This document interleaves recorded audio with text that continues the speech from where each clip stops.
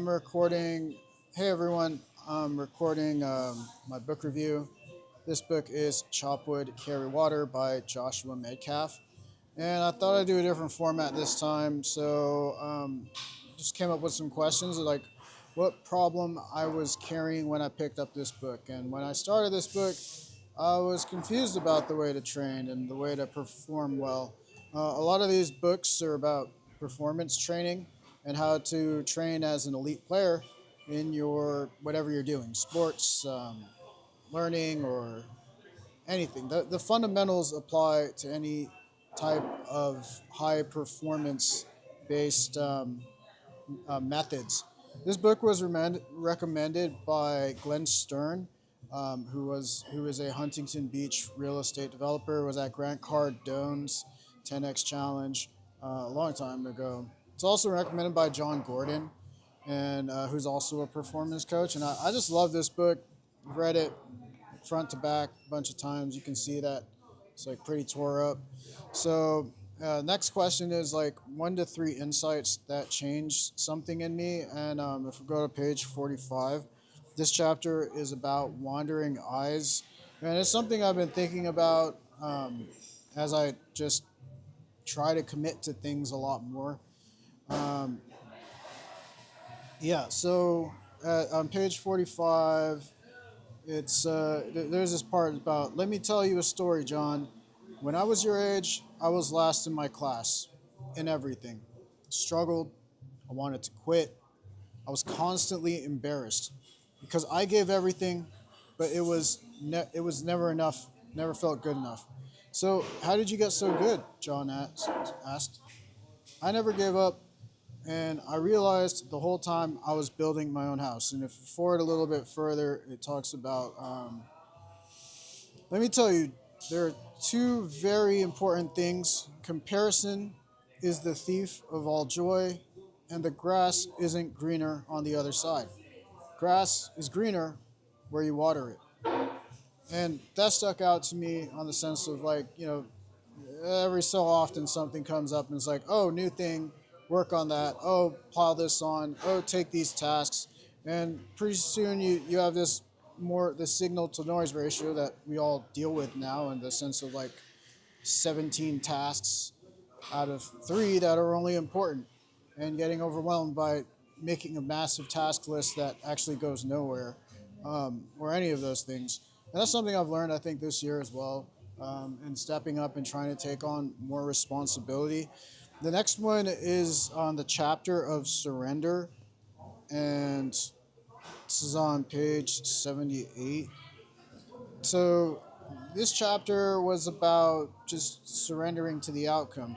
And I think I read that in Embrace the Suck.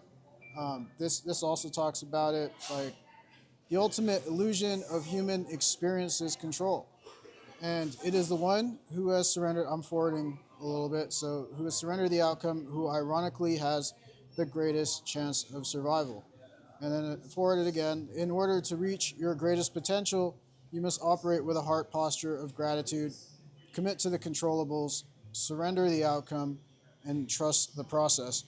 And I think that's harder when you think about like in the previous chapter about comparison, the thief of joy, and thinking about, oh, but there's so many options here. What am I to choose, and who's the right person, and all of these other things. But having to just make a decision and stick with it, and for better or worse. But now I'm talking about for better or better.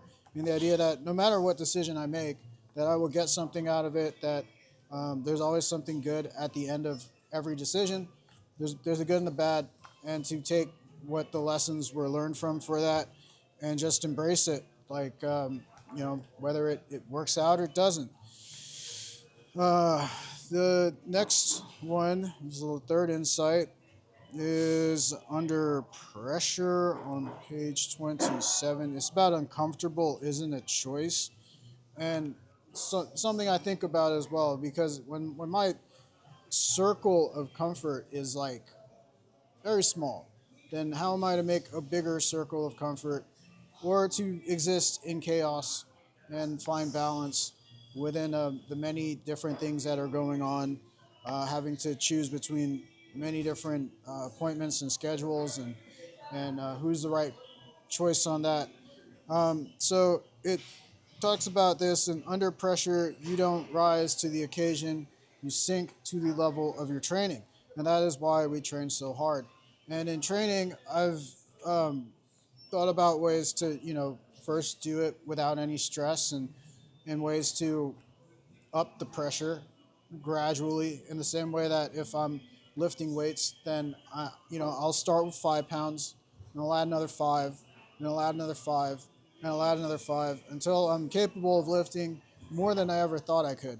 Um, one of those points, and then also in the same sense of, I think somewhere in this book it was also talking about controlling the weights for each different weight, which was I thought was something more ninja and specific, because like, oh no, you need to start your start line always has to be higher, it always has to be higher, but your body is never going to remember what it's like if you don't go through the full set of weights, and and maybe even lighter can feel even more painful due to the fact that it's always starting at a higher set point.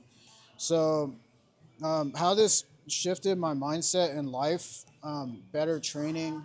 I think before people used to think, oh, well, you're overthinking things. Oh, you're doing too much. Oh, you're doing this and that. And some of this mentions things about like Bill Gates or Kobe Bryant or Michael Jordan, and how they did too much, and how they, like some people would hate on that, on the idea that he's just so hard to beat during the game, because trying to remember that you're in a competition with people that want everybody to sink to a level below, which which is the expectation, rather than to maintain a standard and continue to increase the standard with better tools, better skill sets, um, and that's something that growing up in a poor neighborhood, that wasn't made impression on me, that they didn't like the high performer, though everybody loved Kobe Bryant or like Michael Jordan. They also don't like him when they're in it when they're having to compete against that person, or meeting someone super intelligent. Now, I'm not going to say that, that as a super intelligent person, that we don't overthink, because there's always a constant like tweaking and repurposing and having to like find the next specific 1%. But even that is like with patience and surrendering to the outcome, and not developing wandering eyes about it because of the idea that, well, there's something that I got to change now. And and even in this book it talks about those things, about how to be patient, to wait for when to see the opportunity in order to change what's being done, rather than just being like, oh, this person said something, okay, now I change something. Oh, this person said something, now I change something. Oh, this person said something, now I change something. And then now you've changed yourself 100 times, and what are you now? Like, that's something I had to ask myself. I've changed myself 100 times. Am I happy with the person that I become after having to people please my way into 100 different versions of me, none of which, maybe some of them I appreciated, but most of it I didn't. So this is just my little synopsis of this book, and how it helped me, and also made me more independent of my decisions in general, because it's like valuing other people's opinions when you, as your core self, have your core values, your core feelings, the things that make you tick, and to make sure that I am embracing who I am, in the center of me, and being able to also take other people's opinions, values, concerns, beliefs, and and move forward with it rather than be held back by it. It's something I think I've learned as well, and is very important as well in leadership, as going up the ladder, and having to understand where people are coming from without being reactive, as well as maintaining where you're coming from, and curbing to what anybody is saying that is an issue, because not everything is an issue. So thanks so much for listening, and yeah, we'll do more later, and I hope this is recorded. But yeah, cheers.